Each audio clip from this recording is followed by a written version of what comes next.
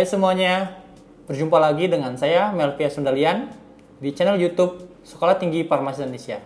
Di video kali ini kita akan membahas mengenai konsep mol. Konsep mol adalah suatu pengukuran pada sistem satuan internasional, sering disingkat sebagai SI ya, untuk jumlah zat. Biasanya mol ini digunakan dalam menentukan jumlah partikel, volume, dan massa. Untuk apa? Yaitu untuk atom, molekul, ion, elektron, ataupun foton. Dalam hal ini biasanya teman-teman suka menemukan ya soal-soal dalam mereaksikan, menentukan konsentrasi, tentunya sangat lekat sekali dengan mol. Nah, hari ini kita akan belajar, atau kali ini kita akan belajar mengenai tentang apa itu konsep mol. Kita melihat bagaimana hubungan konsep mol dengan jumlah partikel, massa, dan volume. Nah, ada beberapa hal yang akan saya jelaskan di sini.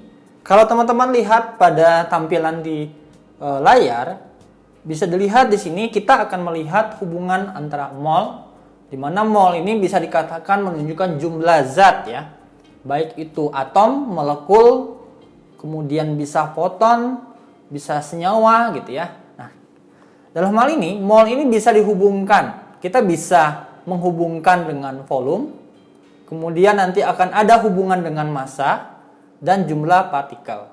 Untuk yang bagian pertama, kita akan melihat hubungan antara mol dengan jumlah partikel.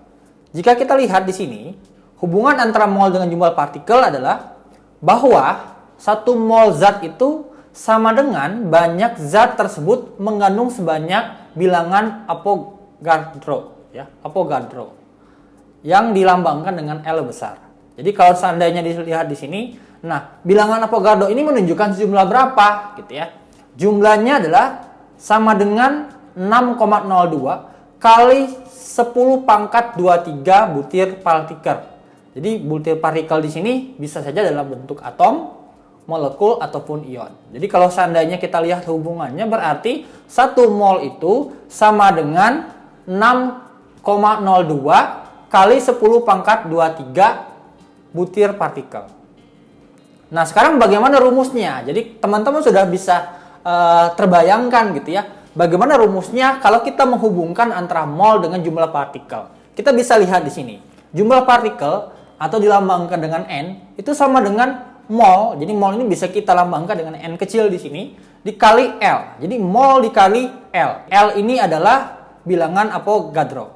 Nah, kalau kalian lihat di sini, sekarang tinggal dikalikan saja. Berarti 1 mol dikalikan dengan 6,02 kali 10 pangkat 23. Jadi sejumlah molnya nanti akan kita kalikan dengan 6,02 kali 10 pangkat 23. Nah, sekarang kita punya contoh soal nih ya.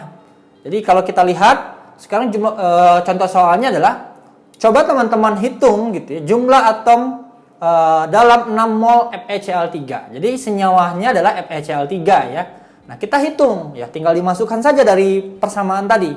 Ya, kalau teman-teman bisa lihat. Oke ya, kita langsung saja mungkin menjawab soal nomor 1 ini, di mana ya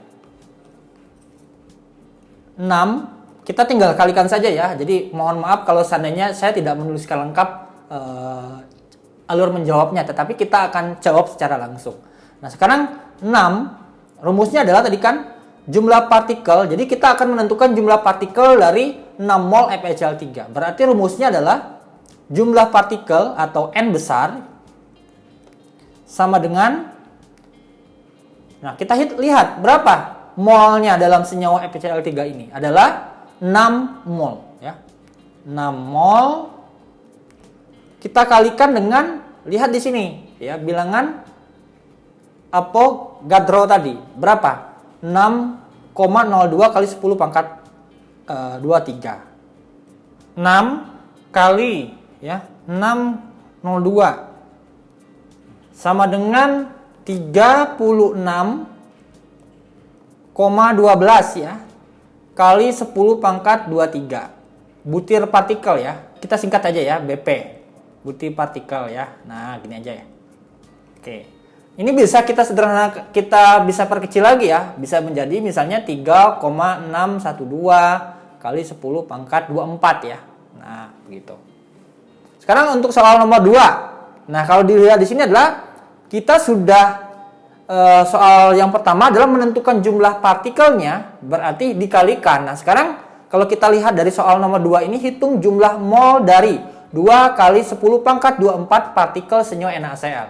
Berarti kalau kita lihat di sini, berarti kita akan mengembalikan atau akan mengetahui berapa jumlah dari jumlah mol ya dari senyawa NaCl dengan jumlah partikelnya sebanyak 2 kali 10 pangkat 24. Dalam hal ini kita akan kembalikan.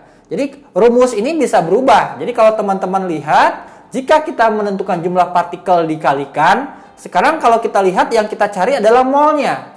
Maka dari rumus ini sebenarnya kita bisa turunkan. Seperti apa? Oke, kita lihat. Berarti rumusnya adalah mol atau N ya, mol dalam kurung N sama dengan ya. Bisa teman-teman tulis N atau bisa mol saja. Tapi intinya ya mengerti ya dengan persamaan ini. Mol sama dengan, nah sekarang kita kalau tadi dikalikan, sekarang berarti jumlah partikel atau N itu kita bagi dengan L. Rumusnya untuk menjawab nomor 2. Berarti sekarang nomor 2 itu rumusnya adalah ya, mol sama dengan ya, 2 kali 10 pangkat 24 ya. Dibagi dengan 6,02 kali 10 pangkat 23. Nah, kalau teman-teman misalnya mencoba untuk ini, saya sedikit pisahkan di sini ya, maaf. Nah, ini bisa diperbesar lagi ya. 2 kali 10 pangkat 24 itu kan sama dengan, maaf ya, 20 kali 10 pangkat 23 ya. Jadi biar sama nih ya. Perpangkatannya ya biar sama. Jadi biar lebih mudah untuk menghitungnya. Sekarang 6,02 kali 10 pangkat 23. Kita kan bisa hapus di sini ya, hapus.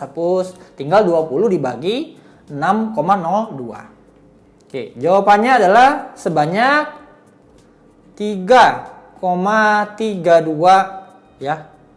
3,32 mol. Nah, begitu. Jadi sebetulnya cukup mudah ya untuk mengkonversikan, asal teman-teman paham konsepnya. Demikian video kali ini. Semoga bermanfaat. Sampai jumpa di video selanjutnya. Dadah!